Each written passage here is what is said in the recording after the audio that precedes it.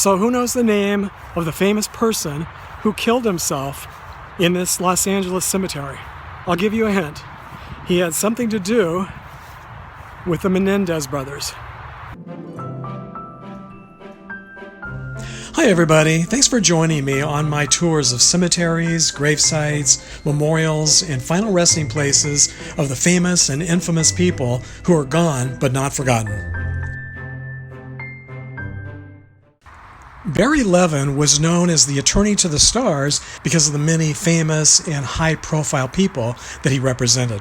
Before he became an attorney, he was a detective with the Los Angeles Police Department for more than a decade. He is probably best remembered for representing Erik Menendez, who, along with his brother Lyle Menendez, were accused of murdering their parents in 1996. The murders were so brutal and shocking that they made headline news around the world, which also made Barry Levin a household name. Levin also represented Robert Blake, who was accused of murdering his wife, Bonnie Lee Bakley.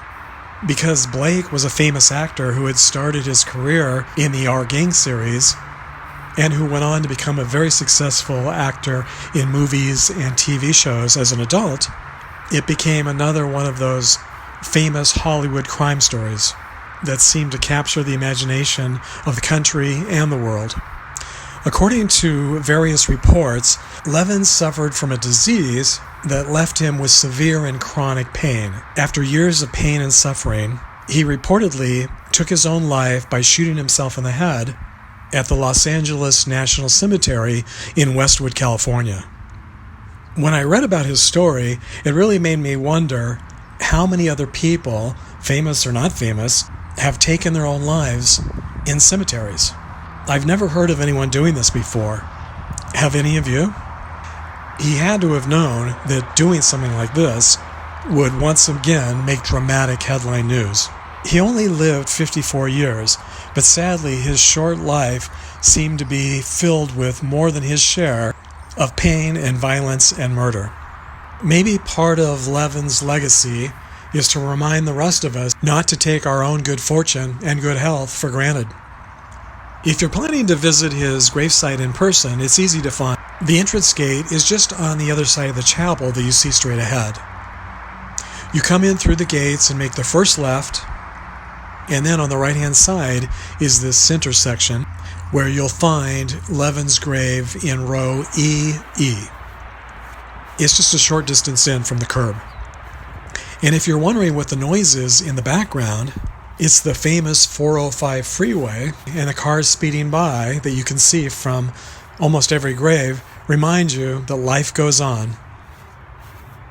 So you know how I'm always saying that weird, odd, strange things happen? Well, I thought I would share this outtake with you. So this morning I got here, I get out of my car, and I'm walking down this aisle here to Barry Levin's grave. Just as I get right here, this branch falls from a tree. I mean, it sounded like a huge freight train. It actually doesn't look that big, and I don't think it would have killed me, but I was like, well, where did it even come from? And there's not even really, there was no wind, it wasn't windy, and there really wasn't a tree. Well, I guess this tree right here, this eucalyptus, I guess that's where it came from. But it scared the heck out of me,